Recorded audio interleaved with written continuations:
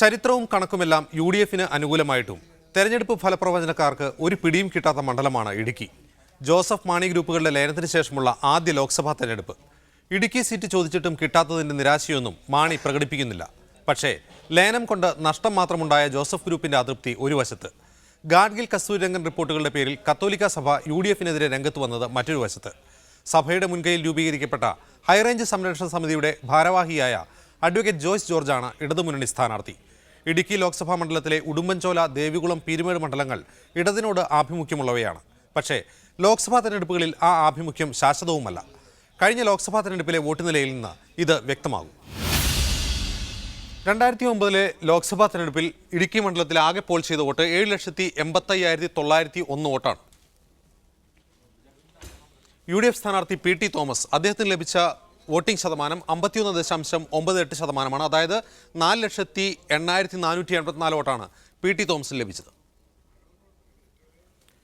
LDF സ്ഥാനാർത്ഥിയായിരുന്ന Francis George, അദ്ദേഹം അന്ന് Kerala Congress Joseph ഗ്രൂപ്പിന്റെ സ്ഥാനാർത്ഥിയായിരുന്നു. അദ്ദേഹത്തിന് ലഭിച്ച വോട്ടിംഗ് ശതമാനം 42.46% വോട്ടാണ്. അതായത് 3,33,688 വോട്ടാണ് ഫ്രാൻസിസ് ജോർജിന് ലഭിച്ചത്. BJP സ്ഥാനാർത്ഥി ശ്രീനഗരി രാജൻ, അദ്ദേഹത്തിന് ലഭിച്ച പോളിംഗ് ശതമാനം 3.59%. അതായത് 28,227 വോട്ട് മാത്രമാണ് ശ്രീനഗരി രാജന് BJP സ്ഥാനാർത്ഥിക്ക് ഇടുക്കി മണ്ഡലത്തിൽ ലഭിച്ചത്. പോയ ലോക്സഭാ തെരഞ്ഞെടുപ്പിൽ എല്ലാ അസംബ്ലി സീറ്റുകളിലും വ്യക്തമായ ഭൂരിപക്ഷത്തോടെയാണ് അഡ്വക്കേറ്റ് PT തോമസ് ജയിച്ചത്. എറണാകുളം ജില്ലയിൽപ്പെട്ട മൂവാറ്റുപുഴയും കോതമംഗലവും ഉൾപ്പെടെ 4 അസംബ്ലി മണ്ഡലങ്ങളും UDFന് അനുകൂലമാണ്. 2011 അസംബ്ലി മണ്ഡലങ്ങളിലെ സ്ഥാനാർത്ഥികളുടെ ഭൂരിപക്ഷം ഇനി പരിശോധിക്കാം. ഇടുക്കി ലോക്സഭാ മണ്ഡലത്തിന് കീഴിലെ മൂവാറ്റുപുഴ അസംബ്ലി നിയോജക മണ്ഡലത്തിൽ UDF സ്ഥാനാർത്ഥി ജോസഫ് വാഴക്കൻ, അദ്ദേഹത്തിന് ലഭിച്ച ഭൂരിപക്ഷം 5,163 വോട്ടാണ്. കോതമംഗലം നിയോജക മണ്ഡലത്തിൽ UDF സ്ഥാനാർത്ഥി TU കുരുവിള, അദ്ദേഹത്തിന് ലഭിച്ച ഭൂരിപക്ഷം 12,222 വോട്ടാണ്. തൊടുപുഴ അസംബ്ലി നിയോജക മണ്ഡലത്തിൽ PJ ജോസഫ്, UDF സ്ഥാനാർത്ഥി, അദ്ദേഹത്തിന്റെ ഭൂരിപക്ഷം 22,868 വോട്ടാണ്. ദേവികുളം അസംബ്ലി നിയോജക മണ്ഡലത്തിലെ LDF സ്ഥാനാർത്ഥി CPMന്റെ S രാജേന്ദ്രൻ, അദ്ദേഹത്തിന്റെ ഭൂരിപക്ഷം 4,078 വോട്ടാണ്. ഉടുമ്പൻചോല നിയോജക മണ്ഡലത്തിലെ LDF സ്ഥാനാർത്ഥി KK ജയചന്ദ്രൻ, CPMന്റെ, അദ്ദേഹത്തിന്റെ ഭൂരിപക്ഷം 9,833 വോട്ടാണ്. ഇടുക്കിയിലെ ഇടുക്കി അസംബ്ലി നിയോജക മണ്ഡലത്തിൽ UDF സ്ഥാനാർത്ഥി കേരള കോൺഗ്രസ് മാണി ഗ്രൂപ്പിന്റെ റോഷി അഗസ്റ്റിൻ, അദ്ദേഹത്തിന്റെ ഭൂരിപക്ഷം 15,806 വോട്ടാണ്. പീരുമേട് അസംബ്ലി നിയോജക മണ്ഡലത്തിൽ CPIയുടെ LDF സ്ഥാനാർത്ഥി ES ബിജിമോൾ, അവരുടെ ഭൂരിപക്ഷം 4,777 വോട്ടാണ്. UDFന് വ്യക്തമായ ആധിപത്യം ഇടുക്കി മണ്ഡലത്തിനുണ്ട്. പക്ഷേ കസ്തൂരിരംഗൻ വിഷയത്തിൽ സഭ ഇടഞ്ഞു നിൽക്കുന്നതാണ് UDFനെ ആശങ്കാകുലരാക്കുന്നത്. അതുകൊണ്ട് തന്നെ കേരളത്തിലെ ഏറ്റവും പ്രവചനാതീതമായ മണ്ഡലമാണ് ഇടുക്കി. ബിജു തറയിലിന്റെ റിപ്പോർട്ടിലേക്ക്.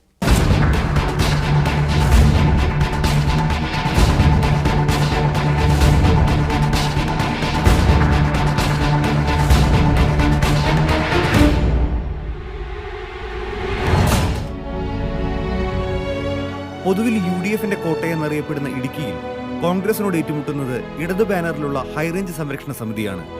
പശ്ചിമഘട്ട സംരക്ഷണത്തിന്റെ പേരിൽ കുടിയൊഴിയേണ്ടി വരുമോ എന്ന് ആശങ്കപ്പെടുന്ന വോട്ടർമാരാണ് ഇവിടെ ഏറെയും.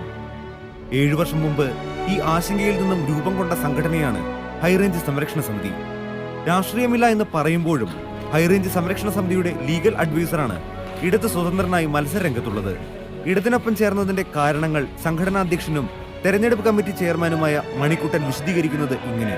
കഴിഞ്ഞ 6-7 വർഷക്കാലമായി സമരരംഗത്ത് നിൽക്കുന്ന ഹൈറേഞ്ച് സംരക്ഷണ സമിതി ഈ തെരഞ്ഞെടുപ്പിനെ മറ്റൊരു സമരമുഖമായിട്ടാണ് കാണുന്നത്. കസ്തൂരിരംഗൻ കമ്മിറ്റി റിപ്പോർട്ട് നടപ്പാക്കണം എന്ന് താല്പര്യപ്പെടുന്നവർ ഒരു ഭാഗത്തും, കസ്തൂരിരംഗൻ കമ്മിറ്റി റിപ്പോർട്ട് നടപ്പാക്കാൻ പാടില്ല എന്ന് താല്പര്യപ്പെടുന്നവർ മറുഭാഗത്തു നിന്നുള്ള ഒരു കസ്തൂരിരംഗൻ കമ്മിറ്റി റിപ്പോർട്ടിന്മേലുള്ള ഹിതപരിശോധനയായിട്ടാണ് ഈ തെരഞ്ഞെടുപ്പിനെ ഹൈറേഞ്ചിലെ കർഷക സമൂഹം കാണുന്നത്. അതുകൊണ്ട് തന്നെ ഈ തെരഞ്ഞെടുപ്പിൽ കസ്തൂരിരംഗൻ കമ്മിറ്റി റിപ്പോർട്ടിലൂടെ ജനവാസ കേന്ദ്രങ്ങൾ പരിസ്ഥിതി ദുർബല മേഖലയായി പ്രഖ്യാപിക്കുന്ന സർക്കാരിൻ്റെ നടപടികളെ ചെറുക്കുന്ന കോൺഗ്രസ്സുകാരും, സർക്കാരിൻ്റെ ഇത്തരം നയങ്ങളെ ചെറുക്കുന്ന കേരള കോൺഗ്രസ്സുകാരും BJPക്കാരും, എല്ലാ രാഷ്ട്രീയ പാർട്ടികളിലും എല്ലാ സമുദായങ്ങളിലും പെട്ട ആളുകൾ ഹൈറേഞ്ച് സംരക്ഷണ സമിതിക്കൊപ്പം നിൽക്കുകയും ഈ തെരഞ്ഞെടുപ്പിൽ ഹൈറേഞ്ചിലെ ഒരു കർഷക പുത്രനായ അഡ്വക്കേറ്റ് ജോയ്സ് ജോർജിനെ വലിയ ഭൂരിപക്ഷത്തോടുകൂടി വിജയിപ്പിക്കും എന്നുള്ളതുമാണ് ഞങ്ങളുടെ പ്രതീക്ഷ. ഈ തെരഞ്ഞെടുപ്പിൽ ഒരു സ്ഥാനാർത്ഥിയെ നിർത്തി മത്സരിപ്പിക്കണം എന്ന് ഹൈറേഞ്ച് സംരക്ഷണ സമിതി തീരുമാനമെടുത്തത് വളരെ വ്യക്തമായ ഉദ്ദേശ ലക്ഷ്യങ്ങളോടുകൂടിയും വളരെ ദീർഘനാളത്തെ ചിന്തയുടെയും ചർച്ചകളുടെയും ഒക്കെ ഫലമായിട്ടാണ്. പ്രധാനമായും 2 വിഷയങ്ങളാണ് ഞങ്ങൾക്ക് മുൻപോട്ട് വയ്ക്കുവാനുള്ളത്. ഒന്ന്, പട്ടയ വിഷയത്തിൽ കേരളം ഭരിക്കുന്ന UDF സർക്കാർ ഇടുക്കിയിലെ ജനങ്ങളെ വഞ്ചിച്ചു എന്നുള്ള ബോധ്യം. മറ്റൊന്ന്, ഗാഡ്ഗിൽ കസ്തൂരി രംഗൻ വിഷയത്തിൽ കേന്ദ്രം ഭരിക്കുന്ന UPA സർക്കാർ നിരന്തരമായി ഹൈറേഞ്ചിലെ കർഷകരെ വഞ്ചിക്കുകയും ഞങ്ങൾക്ക് നൽകിയ വാഗ്ദാനങ്ങളൊക്കെ തുടരെ ലംഘിക്കുകയും ചെയ്തതിനാൽ കേരളം ഭരിക്കുന്ന UDF സർക്കാരിനെതിരെയും കേന്ദ്രം ഭരിക്കുന്ന UPA സർക്കാരിനെതിരെയുമുള്ള ജനരോഷമാണ് ഈ തെരഞ്ഞെടുപ്പിൽ ഒരു സ്ഥാനാർത്ഥിയെ നിർത്തുവാൻ ഞങ്ങളെ നിർബന്ധിതരാക്കി. പട്ടയ വിഷയം വളരെ മുഖ്യ വിഷയമാണ്. നിരവധി പതിറ്റാണ്ടുകളായി പട്ടയത്തിന് വേണ്ടി കാത്തിരിക്കുന്ന ഒരു ജനതയെ ഈ കഴിഞ്ഞ 3 വർഷക്കാലമായി സംസ്ഥാനം ഭരിക്കുന്ന UDF സർക്കാർ നിരന്തരമായി വഞ്ചിച്ചു എന്ന് മാത്രമല്ല, LDF സർക്കാരിൻ്റെ കാലത്ത് തുടങ്ങിവെച്ച പട്ടയ നടപടികൾ പോലും ഈ സർക്കാരിൻ്റെ കാലത്ത് നിലച്ചുപോയ ഒരു അവസ്ഥയാണ്. നിരവധി തവണ മുഖ്യമന്ത്രിയും അതുപോലെ തന്നെ വകുപ്പ് മന്ത്രിയുമൊക്കെ നിരവധി വാഗ്ദാനങ്ങൾ നൽകിയെങ്കിലും ഒരു വാഗ്ദാനങ്ങളും പാലിക്കപ്പെട്ടില്ല എന്നു മാത്രമല്ല, അസത്യങ്ങളായ പ്രചാരണങ്ങൾ നടത്തിക്കൊണ്ട് സമിതിയെയും സമിതിയുടെ നേതാക്കന്മാരെയും താറടിച്ച് കാണിച്ചുകൊണ്ട് ഈ പ്രശ്നത്തിൽ നിന്നും ഒളിച്ചോടുവാനുള്ള ഒരു പാഴ്ശ്രമമാണ് അവർ നടത്തുന്നത്. മലയോര ജനതയുടെ പട്ടയ പ്രശ്നങ്ങളും കസ്തൂരി രംഗൻ റിപ്പോർട്ട് സജീവമല്ലാത്ത മേഖലകളിലെ റബ്ബർ കർഷകരുടെ പ്രശ്നങ്ങളും ഹൈറേഞ്ച് സംരക്ഷണ സമിതിക്ക് പ്രചാരണ വിഷയങ്ങളാണ്. ഇവർക്കെന്നും സഭയുടെയും SNDP, NSS, ജമാഅത്തെ തുടങ്ങിയ സാമുദായിക സംഘടനകളുടെയും നിർലോഭമായ പിന്തുണയുണ്ടായിരുന്നു. എന്നാൽ പിന്നീട് കണ്ടത് ഹൈറേഞ്ച് സംരക്ഷണ സമിതിയും സഭയും സിറ്റിംഗ് MP PT തോമസിനെതിരെ രംഗത്തെത്തിയ കാഴ്ചയാണ്. സഭയുടെ എന്നതിനേക്കാൾ കൂടുതൽ ഈ മണ്ഡലത്തിലെ ജനങ്ങളുടെ പ്രതീക്ഷയ്ക്കൊത്ത്, അതാ ഞാൻ പറയാൻ ആഗ്രഹിക്കുന്നത്. അടുത്ത തവണ PT തോമസ് മത്സരിച്ചാൽ സഭ പിന്തുണയ്ക്കുമോ? ഇല്ല, പിന്തുണയില്ല. ഇല്ല. ഇവർക്ക് വ്യക്തമായ ഒരു അജണ്ടയുണ്ട്. ആ അജണ്ടയുടെ അടിസ്ഥാനം കോൺഗ്രസ് വിരോധമാണ് എന്ന് എത്ര ആലോചിച്ചിട്ടും മനസ്സിലാവുന്നില്ല. ഇടുക്കി ബിഷപ്പ് ഒരു ശക്തമായ കോൺഗ്രസ് വിരോധം ഉയർത്തിപ്പിടിക്കുന്നു എന്നും എനിക്ക് തോന്നുന്നുണ്ട്.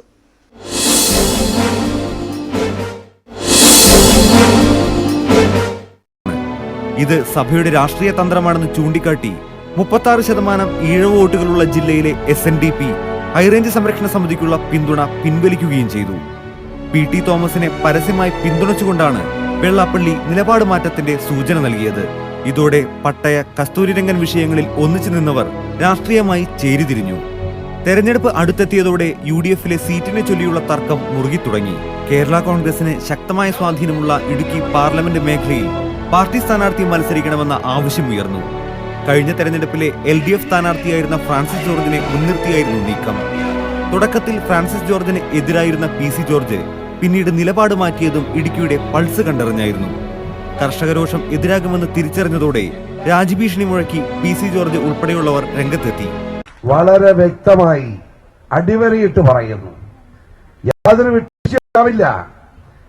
ഈ തീരുമാനം തെരഞ്ഞെടുപ്പ് പ്രഖ്യാപനം വരുന്നതിന് മുമ്പ് വളരെ വ്യക്തമായി അടിവരയിട്ട് ഞാൻ ജനങ്ങളെ സാക്ഷ്യപ്പെടുത്തിക്കൊണ്ട്, എന്റെ മാതാപിതാക്കന്മാർ സഹോദരിമാരെ സാക്ഷ്യപ്പെടുത്തിക്കൊണ്ട്, അഭിയന്ന് പിതാവിനെയും വികാരി ജനറൽമാരെയും സമര സഖാക്കളായി 5 പേരെയും അഭിയന്തരായ വൈദികരെയും സിസ്റ്റേഴ്സിനെയും സാക്ഷ്യപ്പെടുത്തിക്കൊണ്ട്, ഈ മാധ്യമ സുഹൃത്തുക്കളെ സാക്ഷ്യപ്പെടുത്തിക്കൊണ്ട് ഞാൻ പറയുന്നു, ആ 2013 തീയതിയിലെ നോട്ടിഫിക്കേഷൻ ക്യാൻസൽ ചെയ്യുകയോ അല്ലെങ്കിൽ ഈ ബഫർ സോൺ ഉൾപ്പെടെ പിൻവലിച്ചുകൊണ്ട് 121 വില്ലേജിലെ ഇടതിങ്ങി പാർക്കുന്ന ജനങ്ങളെ ജീവിക്കാനുള്ള അവസരമൊരുക്കുന്ന തിരുത്തൽ ഉത്തരവ് കൊടുക്കുകയോ ചെയ്യാത്ത പക്ഷം ആ നിമിഷം എന്റെ കൈവശം ഈ ഗവൺമെന്റ് ചീഫ് വിപ്പ് സാരം ആ നിമിഷം ഞാൻ രാജിവെച്ചിരിക്കും, യാതൊരു സംശയം വേണ്ട. അപ്പൊ രാജിവെച്ചാൽ സുഖമായെന്ന വളരെ കരുതെങ്കിൽ ഞാൻ പറഞ്ഞേക്കാം, ഞാനിവിടെ ഉണ്ട്, ഞാൻ പോകാൻ ഉദ്ദേശിക്കുന്നില്ല, രാജിവെച്ചിട്ട് വേറെ പണി തുടങ്ങുകയാണ്. സീറ്റിന്റെ പേരിൽ UDF രാഷ്ട്രീയം കലങ്ങിമറിഞ്ഞ നാളുകൾ. കോൺഗ്രസ് സിറ്റിംഗ് സീറ്റിൽ ആര് മത്സരിക്കണമെന്ന തർക്കം തുടർന്നു. സിറ്റിംഗ് MP PT തോമസ് പ്രചാരണ രംഗത്തേക്ക് കടന്നു. ഇതോടെ ജില്ലയിലെ കോൺഗ്രസ് ഗ്രൂപ്പ് പോര് മൂർധന്യത്തിലായി. I വിഭാഗം നേതാവ് EM അഗസ്ത്യയുടെ നേതൃത്വത്തിലായിരുന്നു PTക്കെതിരെ പടയൊരുങ്ങിയത്. ഇടുക്കി ബിഷപ്പിന്റെയും സഭയുടെയും ഹൈറേഞ്ച് സംരക്ഷണ സമിതിയുടെയും കണ്ണിലെ കരടായി മാറിയ PTക്ക് ഒടുവിൽ ഡീൻ കുര്യാക്കോസിനെ വഴിമാറി കൊടുക്കേണ്ടി വന്നു. യൂത്ത് കോൺഗ്രസ് സംസ്ഥാന പ്രസിഡന്റായ ഡീൻ കുര്യാക്കോസ് രാഹുൽ ബ്രിഗേഡിലെ അംഗമാണ്. എന്നാൽ കസ്തൂരി രംഗൻ ഉയർത്തിയ വിവാദവും പട്ടയ വിഷയവും എങ്ങനെ നേരിടുമെന്ന് പകച്ച കോൺഗ്രസിന് മുൻപിൽ കരട് വിജ്ഞാപനം താങ്ങായി. ഇടുക്കി ജനത ഉയർത്തിയ പ്രശ്നങ്ങൾ തങ്ങൾ പരിഹരിച്ചെന്ന അവകാശവുമായി ഡീൻ കളത്തിലിറങ്ങി. പ്രധാനപ്പെട്ടത് മറ്റ് പല മണ്ഡലങ്ങളിൽ ഒരുപാട് രാഷ്ട്രീയ വിഷയങ്ങളായിരുന്നുവെങ്കിൽ ഇവിടെ കൃഷിക്കാരുടെ പ്രശ്നങ്ങളായിരുന്നു കൂടുതൽ. പക്ഷെ അതിലും വളരെ തെളിമയോടുകൂടി നിലപാട് സ്വീകരിച്ച ഒരു മുന്നണിയുടെ ഭാഗമായിട്ടാണ് ഞാൻ മത്സരിക്കുന്നത്. കൃഷിക്കാരുടെ പ്രശ്നങ്ങൾ പരിഹരിക്കുന്നതിന് വേണ്ടി എന്ന് നിലപാടെടുത്തിട്ടുള്ള രാഷ്ട്രീയ പ്രസ്ഥാനമാണ് കോൺഗ്രസ് എന്നും ഐക്യജനാധിപത്യ മുന്നണി എന്നും ജനങ്ങൾക്കറിയാം എന്നുള്ളത് കൊണ്ട് തന്നെ ഇപ്പോൾ അവസാനം വിവാദമായിട്ടുള്ള കസ്തൂരിരംഗൻ റിപ്പോർട്ടിൻ്റെ കാര്യത്തിൽ വരെ ആശങ്കകൾ അകറ്റി പൂർണ്ണതോതിൽ ആ പ്രശ്നം പരിഹരിച്ചുകൊണ്ട് ജനങ്ങളുടെ വിശ്വാസ്യതയാർജിച്ച ഒരു മുന്നണിയുടെ ഭാഗമായിട്ട് ഞാൻ മത്സരിക്കുകയാണ്. അതുകൊണ്ട് തന്നെ ഇടുക്കി ജില്ലയിലെ ജനങ്ങൾക്ക് മുന്നിൽ അവർക്ക് ആശങ്കയുണ്ടാക്കിയ കൃഷിക്കാരുടെ ആശങ്ക ഉണ്ടാക്കിയ പ്രശ്നത്തിൽ അടക്കം ജനപക്ഷ നിലപാടുകൾ സ്വീകരിച്ചുകൊണ്ട് മുൻപോട്ട് പോകും എന്നുള്ളതാണ് ഒന്നാമതായി ഞാൻ ഈ കസ്തൂരിരംഗൻ പട്ടയ പ്രശ്നത്തിൽ ജനങ്ങളുടെ ആശങ്ക അകറ്റാൻ ഏത് രീതിയിലുള്ള വാഗ്ദാനങ്ങൾ ഇല്ലെങ്കിൽ ഏത് രീതിയിലുള്ള നടപടികളാണ്? അല്ല, അതിനെ സംബന്ധിച്ച് എല്ലാവർക്കും അറിയാമല്ലോ. ഇപ്പോൾ കസ്തൂരിരംഗൻ വിഷയം ഏത് വിധത്തിലാണ് ഒരു വലിയ പ്രശ്നമായത്, വലിയൊരു ആശങ്കയായത്. അതൊക്കെ അതേ നിലയിൽ തന്നെ പൂർണ്ണതോതിൽ ജനവാസ കേന്ദ്രങ്ങളെയും കൃഷി മേഖലയെയും കൃഷി സ്ഥലങ്ങളെയും തോട്ടം മേഖലയും ഒഴിവാക്കിക്കൊണ്ട് നോട്ടിഫിക്കേഷൻ വന്നു കഴിഞ്ഞിരിക്കുകയാണ്. ഇനിയിപ്പോൾ അത് യാഥാർത്ഥ്യമാകാൻ പോകുന്ന സാങ്കേതികമായ പ്രശ്നങ്ങൾ മാത്രം. അതും ഈ പൊതു തിരഞ്ഞെടുപ്പിൻ്റെ റിസൾട്ട് വരുന്നതിന് മുമ്പ് എന്ന് വെച്ചാൽ വരുന്ന ഗവൺമെൻറ് വരുന്നതിന് മുമ്പ് തന്നെ നോട്ടിഫിക്കേഷൻ വരും എന്നുള്ളതാണ് സത്യം. അതുകൊണ്ട് തന്നെ പിന്നെ ഈ കാര്യത്തിൽ ചുരുങ്ങിയ ദിവസമല്ല, ഞങ്ങളിത് ഇതിനെ സംബന്ധിച്ച് കഴിഞ്ഞ ഒരു മാസക്കാലമായി ഒരു വലിയ ക്യാമ്പയിനിങ്ങിൻ്റെ ഭാഗമാണ് ഞങ്ങൾ ചെയ്തിട്ടുള്ള കാര്യം. ജനങ്ങൾക്ക് ബോധ്യമാകുന്ന വിധത്തിൽ ഒരു പ്രചരണത്തിന് തന്നെ ഞങ്ങൾ ഉപയോഗിക്കുന്നുണ്ട്. ആ ഒരു പ്രചരണം ജനങ്ങൾ ഏറ്റെടുക്കുമെന്നുള്ളതാണ് വിശ്വാസം. ഇതൊരു ലോകത്തിലെ ഏറ്റവും കൂടുതൽ ചെറുപ്പക്കാർ വോട്ട് ചെയ്യുന്ന ഒരു തെരഞ്ഞെടുപ്പാണ്. ആ തെരഞ്ഞെടുപ്പിൽ ചെറുപ്പക്കാരുടെ ഒരു പ്രതിനിധിയായി മത്സരിക്കുന്ന ആളുകൾ ഉണ്ടാവണമെന്ന് ദേശീയ നേതൃത്വം തീരുമാനിച്ചിട്ടുണ്ടാകാം. അതിൻ്റെ ഒരു ഭാഗമായി കൂടിയാണ്.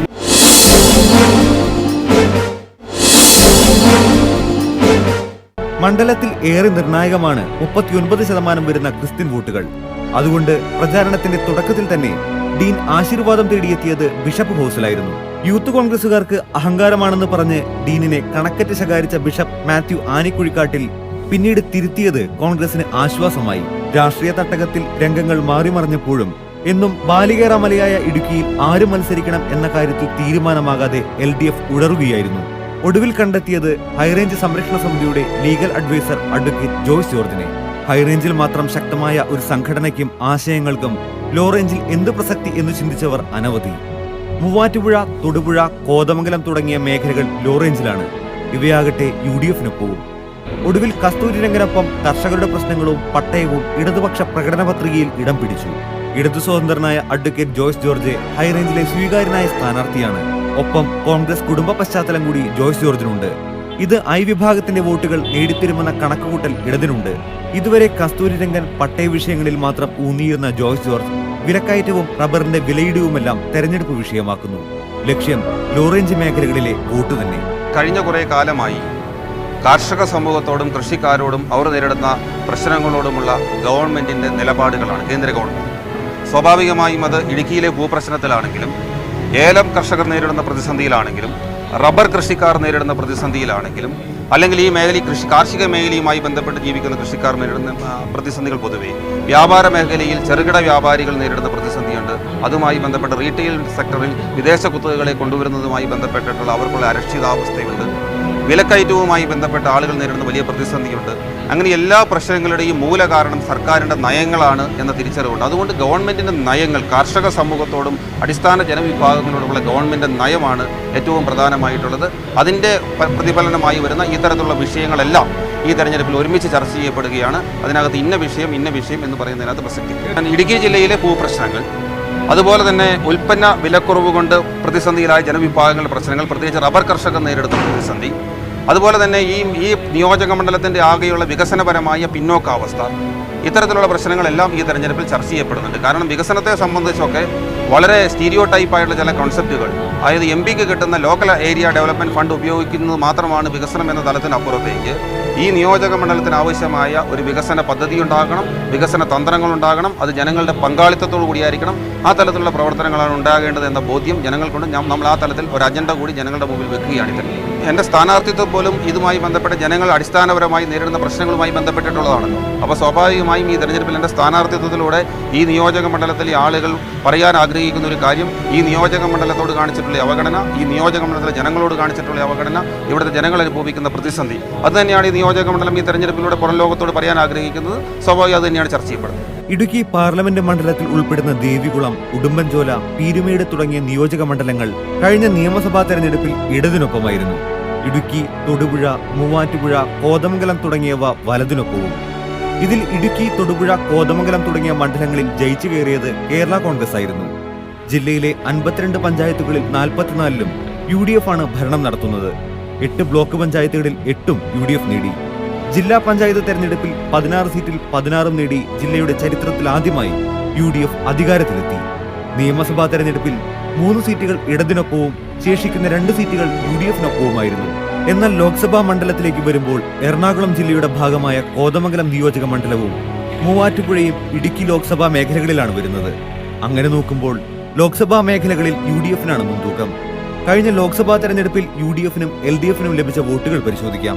Muvattupuzha advocate PT Thomas UDF 56,906 വോട്ടുകൾ, ഫ്രാൻസിസ് ജോർജ് LDF 50,429, UDFന് 6,477 വോട്ടുകളുടെ ഭൂരിപക്ഷം. കോതമംഗലം UDF 54,443 വോട്ടുകൾ, LDF 43,343, UDF ഭൂരിപക്ഷം 11,100 വോട്ടുകൾ. ദേവികുളം UDF 51,779, LDF 42,859, UDFന് 8,920 വോട്ടുകളുടെ ഭൂരിപക്ഷം. ഉടുമ്പൻചോല UDF 53,884, LDF 45,393, PT തോമസിന് 8,491 വോട്ടുകളുടെ ഭൂരിപക്ഷം. തൊടുപുഴ UDF 65,915, LDF 58,300, UDFന് 7,615 വോട്ടുകളുടെ ഭൂരിപക്ഷം. ഇടുക്കി UDF 65,107, LDF 48,569, PT തോമസിന് 16,538 വോട്ടുകളുടെ ഭൂരിപക്ഷം. മേഖലയിൽ കഴിഞ്ഞ തെരഞ്ഞെടുപ്പിൽ UDFന് ഏറ്റവും കൂടുതൽ ഭൂരിപക്ഷം ലഭിച്ച മണ്ഡലവും ഇതാണ്.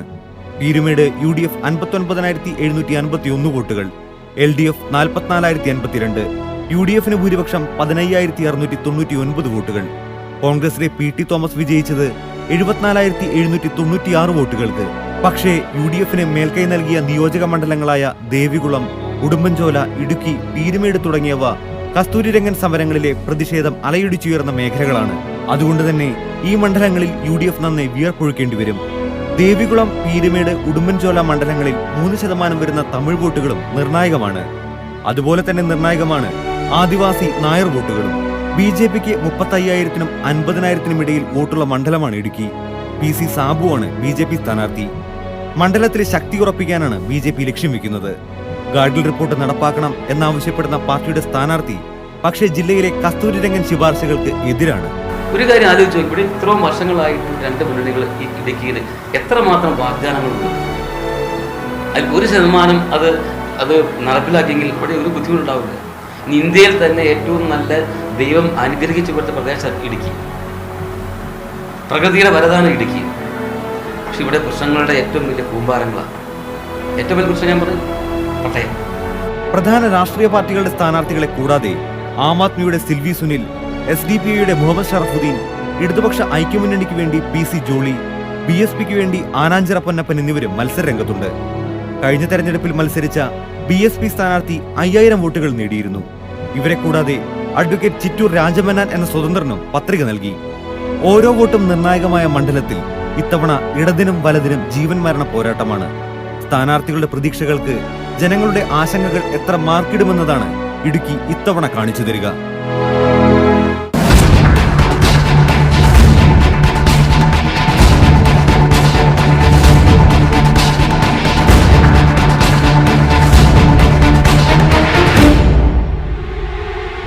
ആടി നിൽക്കുന്ന കത്തോലിക്ക വോട്ടുകൾ. കോതമംഗലം, മൂവാറ്റുപുഴ മണ്ഡലങ്ങളിലെ യാക്കോബായ വോട്ടുകൾ എവിടെ പോൾ ചെയ്യപ്പെടുന്നതിലെ അവ്യക്തത. സഭയും CPMഉം പരസ്യമായി കൈകോർത്തിട്ടും UDFന് അക്കാര്യത്തിൽ വാ തുറക്കാനാവാത്ത സാഹചര്യം. ഇക്കാരണങ്ങൾ കൊണ്ടൊക്കെയാണ് ഇടുക്കി പ്രവചനാതീതമാവുന്നത്. സീറ്റ് കിട്ടാത്ത നിരാശയിൽ PJ ജോസഫ് വിഭാഗം അവരുടെ വോട്ടുകൾ എവിടെ പോൾ ചെയ്യുമെന്നതും തൊടുപുഴ, കോതമംഗലം അസംബ്ലി മണ്ഡലങ്ങളിൽ നിർണായകമാണ്. കോഴിക്കോട് ജില്ലയുടെ തെരഞ്ഞെടുപ്പ് വിശേഷങ്ങളുമായി നാളെ ഇതേ സമയം വീണ്ടും കാണാം. മീഡിയ വണ്ണിന്റെ തെരഞ്ഞെടുപ്പ് പ്രചാരണ പരിപാടി വോട്ട് വഴിയിലൂടെ ഇപ്പോൾ കണ്ണൂർ ജില്ലയിൽ പര്യടനം നടത്തുകയാണ്. കണ്ണൂർ ജില്ലയിൽ നിന്നുള്ള വിശേഷങ്ങളിലേക്ക്.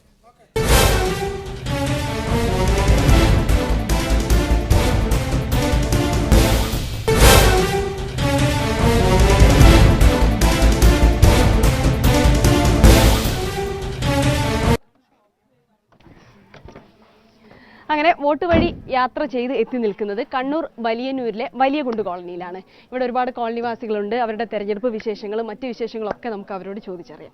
അങ്ങനെ വീട്ടുജോലിയൊക്കെ കഴിഞ്ഞ് നിൽക്കുന്ന ഒരു കൂട്ടം വീട്ടമ്മമാരുണ്ട്. നമുക്ക് അവരോട് തെരഞ്ഞെടുപ്പ് വിശേഷങ്ങളും മറ്റു വീട്ടുവിശേഷങ്ങളൊക്കെ ചോദിക്കാം. ചേച്ചി, ജോലിയൊക്കെ കഴിഞ്ഞു അല്ലേ? എങ്ങനെ വോട്ട് ചെയ്യാറുണ്ടോ തെരഞ്ഞെടുപ്പുകളിലൊക്കെ? ചെയ്യാറുണ്ട്. അങ്ങനെ ഏതെങ്കിലും പ്രത്യേക പാർട്ടിയുടെ ആഭിമുഖ്യം അങ്ങനെ സ്ഥിരമായിട്ട് സ്ഥിരം ചെയ്യുന്നതന്നെ ചെയ്യും. ഓക്കെ, അപ്പൊ ഇത്തവണയും മാറ്റമൊന്നുമില്ല. ഇല്ല. അപ്പൊ അതേ തന്നെ ഉറച്ചു നിൽക്കുന്നു. അപ്പൊ എന്താണ് ഇപ്പൊ തെരഞ്ഞെടുപ്പ് വരുമ്പോ രാഷ്ട്രീയക്കാരൊക്കെ എപ്പോഴും വോട്ട് ചോദിക്കാനൊക്കെ ആയിട്ട് വീടുകളൊക്കെ കയറി ഇറങ്ങും. അപ്പൊ അവരോട് എന്താണ് പറയാനുള്ള ഒരു പ്രധാനപ്പെട്ട ആവശ്യം? നമുക്കൊന്നും നമ്മുടെ ഒരു വൃത്തിയായ പറയും അത്ര തന്നെ. ഓക്കെ, ചേച്ചി, വലിയൊരു പ്രശ്നമാണ് വിലക്കയറ്റം, പ്രത്യേകിച്ച് വീട്ടമ്മമാരെ സംബന്ധിച്ചിടത്തോളം ഒക്കെ. അപ്പൊ ഇത്തവണ എനിക്ക് തോന്നുന്നു പതിവിലധികം എല്ലാ സാധനങ്ങൾക്കും വിലയാണ്. ഗ്യാസ് ആണെങ്കിലും ശരി, പച്ചക്കറി ആണെങ്കിലും മരുന്ന്, അങ്ങനെ എല്ലാ സാധനങ്ങൾക്കും വിലക്കയറ്റാണ്. അപ്പൊ ഇത് രാഷ്ട്രീയക്കാര് വോട്ട് ചോദിച്ചു വരുമ്പോ ഈ കാര്യം പറയാറുണ്ടോ? അത് മനസ്സിലാക്കി അവർ ചെയ്യുന്നുണ്ടല്ലോ. നമ്മുടെ പാർട്ടി അത് ചെയ്യുന്നുണ്ട്, അല്ലേ? മുന്നിൽ നിൽക്കുന്നുണ്ട്. അപ്പൊ വിലക്കയറ്റൊന്നും വലിയ പ്രശ്നമല്ല. സാധാരണക്കാർക്ക് ജീവിക്കാൻ പറ്റും, ഇപ്പോഴത്തെ കാലത്ത് ജീവിക്കാൻ പറ്റുന്നില്ലല്ലോ. അതാണ് ഞാൻ ചോദിച്ചത്. അപ്പൊ അവര് ഈ ഓരോ വാഗ്ദാനങ്ങളൊക്കെ ആയിട്ട് വരുമ്പോ നിങ്ങൾ പറയാറുണ്ടോ ഈ സാധനങ്ങൾക്കൊക്കെ ഇത്രയും വില കൂടുതൽ, അതൊക്കെ നോക്കുന്നുണ്ടോ എന്ന് ചോദിക്കാറുണ്ടോ? ചോദിക്കണമെന്നുണ്ട്. അപ്പൊ എന്താണ് വിലക്കയറ്റം കൊണ്ട് അല്ലെങ്കിൽ ഈ തെരഞ്ഞെടുപ്പിൽ എന്തെങ്കിലും ആവശ്യങ്ങൾ പറയാനുണ്ടോ രാഷ്ട്രീയക്കാരോട്? രാഷ്ട്രീയക്കാരോട് പറയാനുള്ള നമ്മളെ റോഡ് വണ്ടി ഞങ്ങൾ വരുന്ന വഴിക്ക് വണ്ടി കയറ്റാൻ വേണ്ടിയിട്ട് അതന്നെ കാര്യമായ പ്രശ്നമില്ല. ഇനിയിപ്പോൾ മഴ പെയ്ത ഒറ്റ ഓട്ടവും ഇല്ല വരില്ല. ഒരു സുഖമില്ലാത്ത ആളെ കൊണ്ടുപോകണമെങ്കിൽ നമ്മൾ മതുക്കോത്ത് കൊണ്ടുവരും. ഇത് നേരത്തെ പറഞ്ഞിട്ടുണ്ട് ഈ ആവശ്യങ്ങളൊക്കെ? നേരത്തെ എന്ന് പറഞ്ഞാൽ പഞ്ചായത്തിനോട് പറയുന്നതിനായിട്ട് നമുക്ക് വേറെയാരോട് പറയാൻ പറ്റില്ല അല്ലേ? അവരോട് പറഞ്ഞിട്ടുണ്ട്. അവർക്ക് പകുതി വരെ അവിടെ നന്നാക്കിയിട്ട് പോയി അവിടെ നിന്ന് ഇങ്ങോട്ട് കനാലിന്റെ മൂലക്കിന് ഇങ്ങോട്ട് കണ്ടിട്ടില്ലേ? നിങ്ങളെ വണ്ടി വരുമ്പോൾ തന്നെയുള്ള വിഷമം കണ്ടിട്ടില്ലേ? അത് തന്നെയാണ് കാര്യമായിട്ടുള്ള വിഷമം, വേറെ ഒന്നുമല്ല. പിന്നെ ഒരു പ്രശ്നം ചേച്ചി, വിലക്കയറ്റത്തിനാണ് വിലക്കയറ്റത്തിന്റെ എന്ന് പറഞ്ഞാൽ എല്ലാ സാധനത്തിനും വിലയാണ്. ഒരു 10 ആൾ അധ്വാനിച്ചവർ ഒരു വീട് നമുക്ക് ജീവിച്ചു പോകാൻ കഴിയില്ല. വലിയകുണ്ട് കോളനിയിലേക്കുള്ള വഴിയാണിത്. എത്ര കുടുംബങ്ങൾ അതിന്റെ മുകളിൽ താമസിക്കുന്നുണ്ട്? ഇതിന്റെ മുകളിലായിട്ട് ഈ കോളനിയുടെ കാൽഭാഗം ഇവിടെ ആയിട്ടുള്ളൂ. കൂടുതൽ ആൾക്കാർ മുകളിൽ നിൽക്കുന്ന ഒരു 35 വീടോളം മുകളിലോട്ട് ആയിട്ടുണ്ട്. അപ്പോൾ അങ്ങോട്ട് പോകേണ്ട വഴിയാണ് ഇപ്പോൾ ഈ സ്റ്റെപ്പ് കാണുന്നത്. ഈ സ്റ്റെപ്പ് മാറി നമുക്ക് ഇത് റോഡായിട്ട് കിട്ടിയെങ്കിൽ നമുക്ക് എന്തെങ്കിലും വാഹന സൗകര്യം കിട്ടിക്കഴിഞ്ഞാൽ നമുക്ക് പെട്ടെന്നുള്ള എന്തെങ്കിലും ആർക്കെങ്കിലും അസുഖങ്ങളായിട്ട് വന്നു കഴിഞ്ഞാൽ അവരെ താഴെ എത്തിക്കാനുള്ള ഒരു സൗകര്യം ഇപ്പോൾ ഈ ഇതിൽ കൂടി ഇപ്പോൾ ആൾക്കാർ കൊണ്ടുപോകാൻ പറ്റൂല. ഒരു വാഹനം കയറുന്ന രീതിയിലുള്ള വഴി ഇതിന്റെ അപ്പുറത്ത് ഒരു വഴി ഉണ്ട്, പക്ഷെ അത് ഇതുവരെ പ്രാവർത്തികമായിട്ടില്ല. വഴി അതാണ് റോഡാവേണ്ടത്.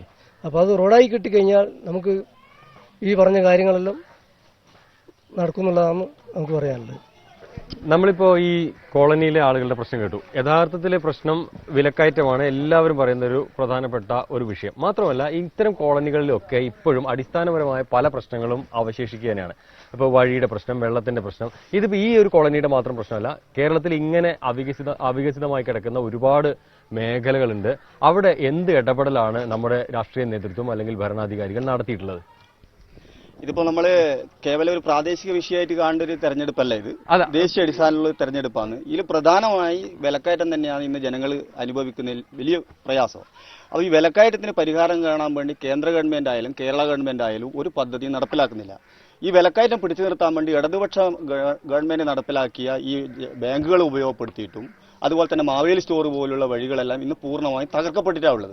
അപ്പോൾ വിലക്കയറ്റം ഉണ്ടാക്കാനുള്ള തീരുമാനങ്ങളും നടപടികളും കേന്ദ്ര ഗവൺമെന്റ് എടുത്തുകൊണ്ടിരിക്കുന്നതാണ് ഇന്ന് കാണാൻ വേണ്ടി നമ്മൾ സാധാരണക്കാരനെ സംബന്ധിച്ച്. ഇപ്പൊ ഗ്യാസിന്റെ സബ്സിഡി പൂർണ്ണമായി എടുത്തു കളയാൻ വേണ്ടി തന്നെയാണ് ഗവൺമെന്റ് ഉദ്ദേശിക്കുന്നത്. തെരഞ്ഞെടുപ്പ് കഴിയുന്നതോടുകൂടി ഗ്യാസിന്റെ സബ്സിഡി പൂർണ്ണമായി, മൊണ്ടേസിംഗ് അലുവാലിയ പറഞ്ഞത് സബ്സിഡി സമ്പ്രദായം തന്നെ ഈ രാജ്യത്ത് നിർത്തലാക്കണം എന്നുള്ളതാണ്. അപ്പൊ ഇതിനെ പ്രതിദാനം ചെയ്യുന്ന ഗവൺമെന്റ് ആയാലും ഇപ്പോൾ നമ്മൾ ഇന്ത്യൻ പാർലമെന്റിൽ 543 എംപിമാരിൽ 306 എംപിമാർ കോടീശ്വരന്മാരാണ്. അപ്പൊ ഇവര് തന്നെ ഇന്ത്യൻ പാർലമെന്റിൽ ഈ ജനങ്ങൾക്ക് ഈ ബൂർഷ്വ മുതലാളിമാർക്ക് അനുകൂലമായ തീരുമാനങ്ങൾ നടപടികൾ എടുക്കുമ്പോൾ സാധാരണക്കാരാണ് അതിന്റെ ദുരന്തങ്ങൾ അനുഭവപ്പെടുന്നത്. കണ്ണൂരിൽ ആ ഒരു അഭിപ്രായം പറയുമ്പോൾ കണ്ണൂരിൽ പ്രതിദാനം ചെയ്യുന്നത് ഇങ്ങനെയുള്ള പ്രശ്നം പറയുമ്പോൾ ഏറ്റവും നല്ല വിദ്യാഭ്യാസം അല്ല ഏറ്റവും നല്ല ആരോഗ്യമന്ത്രി എന്നുള്ള നിലക്ക് കേന്ദ്ര ഗവൺമെന്റിന്റെ അവാർഡ് കിട്ടിയ ഒരു സ്ത്രീ സ്ഥാനാർത്ഥിയാണ് ഇടതുപക്ഷ ജനാധിപത്യ മുന്നണി സ്ഥാനാർത്ഥിയായിട്ട് കേരളത്തിൽ ഇവിടെ കണ്ണൂർ പാർലമെന്റ് മണ്ഡലത്തിൽ മത്സരിക്കുന്നത്. അപ്പോൾ ഈ ശ്രീമതി ടീച്ചറെ ജയിപ്പിക്കാൻ ആവശ്യമായ തീരുമാനങ്ങൾ നടപടികളാണ് ഈ കോളനി ഭാഗത്തുള്ള ജനങ്ങളുടെ ഭാഗത്തുനിന്നായാലും ശരി.